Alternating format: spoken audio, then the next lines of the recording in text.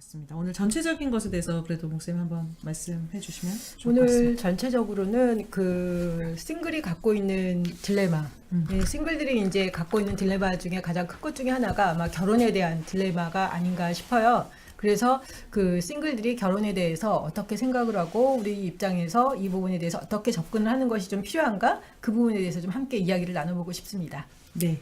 그래서 오늘 아마 이런 주제이기 때문에 그 뒷 배경도 두 갈래길이 있는 것 그러네요. 같아요. 근데 사실 뭐 싱글로 산다는 거는 결혼만 고민하는 건 절대 아니죠. 결혼 말고도 그쵸. 고민할 게 너무 많고, 예.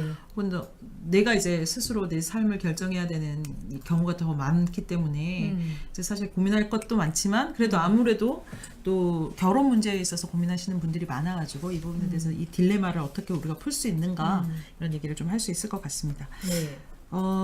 먼저 그럼 제가 질문을 드려보죠. 이제 싱글 문제에 있어서 사실은 많은 사람들이 결혼이라고 생각했을 때 싱글로 산다는 결혼이라는 거를 생각하고 싱글로 살아가는 많은 사람들이 좀 이렇게 겁내고 두려워하고 이런 모습이 좀 있지 않을까. 결혼 때문에. 결혼 때문에도 그렇고 결혼을 하지 않고 있는 내 삶에 대해서도 예. 어떨까 싶기는 하거든요. 그래서 아마 지금 화면을 혹시 보시고 계시는 분이 있다면 자막으로 또 어떤 고민들이 있는지도 나눠주시면 같이 얘기 나눌 수 있을 것 같고요. 이런 좀 두려움이 아무래도 있을 것 같은데 예. 이제 그 부분을 어떻게 생각하시는지 또 책에서는 어떻게 말씀하고 계시는지 얘기 나눠주시죠. 저도 보면은 싱글들이 처한 것 중에 이제 가장 힘든 게 아마 이제 내가 좀 부족한 거 아닌가, 왜 나는 혼자지? 그리고 내가 앞으로 계속 이렇게 혼자 평생 살아가야 되나? 이제 그런 거에 대한 좀 두려움이 있는 것 같아요.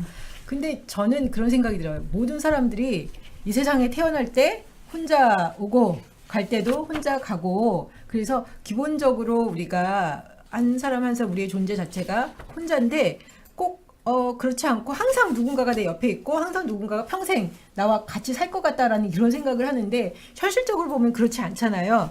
그런데 이 사회에서 보면은 그 싱글리즘, 싱글에 대한 어떤 낙인들, 그 싱글에 대한 어떤 두려움들을 계속 이렇게 좀 조장하는 것들이 있었던 것 같아요. 그래서 그런 부분들에 대해서 좀 자유해지는 게 필요하고, 제가 아는 친구 중에 하나가 굉장히 이제 스트레스 받으면서 이제 살았던 것 중에 하나가 혼자 살면 안 된다라는 생각을 이제 주변에서 하도 많이 들은 거예요. 하도 많이 듣죠, 저도. 네, 하도 많이 들으니까 자기는 지금 사실 혼자 살면서 별 불편한 것도 없고 어려운 것도 없는데 혼자 살면 안 된다라는 게 이게 강박관념으로 오니까, 좋은 사람이 있으면 본인도 결혼을 하려고 했지만 마땅치 않은데 주변에서 계속 너 이렇게 혼자 살면 안 된다 때문에 좀 많이 어려워하더라고요. 그러다가 어떤 칼럼인가를 보면서 그 친구가 뭐라고 이야기를 했냐면, 자기는 솔직히 말해서 이렇게 혼자 살면 안 된다라는 그런 이야기들 너무 많이 들어서 거기에 대한 강박관념이 있었는데 혼자 살아도 괜찮아라는 어떤 그런 이야기들을 봤대요. 보면서 혼자 살아도 괜찮구나, 내가 그렇게 이상한 사람이 아니구나, 그게 이제 좀 어느 정도 좀 본인한테도 이렇게 수긍이 되고 확인이 되는 시간이 있었다고. 그래서 제가 당연히 혼자 살아도 괜찮은 거 아니야? 저는 그렇게 생각을 했는데 그 친구는 그렇게 생각하지 않았다는 거. 그래서 그것 때문에 굉장히 스트레스를 받고 어려워했다는 거. 그게 이제 다 보면 어떤 그런 싱글리즘 때문에 발생하는 그런 거 같습니다. 그래서 싱글들이 좀 행복하게 살기 위해서 가장 먼저 필요한 게 어떤 그런 싱글들에 대한 낙인, 이런 것들로부터 이제 자유함. 근데 주변 사람들이 그렇게 편견 있는 시선으로 대하는 것 대해서 힘든 것도 있지만, 내가 그런 어떤 싱글에 대한 편견을 내 자체가 이렇게 내면하고 있을 때 그것이 굉장히 또 큰 억압으로 다가오거든요. 내가 자유하면 사실 주변에서 뭐라고 그래도 조금 잘 넘길 수 있어요. 근데 내가 자유하지 못하면 훨씬 넘기기가 어려운 거죠. 이게 참 이 말 자체도 사실은 좀 딜레마인 것 같기는 해요. 왜냐하면 이제 고민스러우실 것 같아요, 많은 사람들이. 그러니까 편견이 있기 때문에 그렇게 계속 보기 때문에 나는 자유하지 않은 거고, 근데 또 내가 또 자유하지 않으면 또 그 생각 속에 얽매여 있는 거라서 스스로 또 자유해야 되는데 그게 쉽진 않고, 왜냐하면 거기서 오는 힘듦들이 분명히 있을 것 같기는 한데, 네.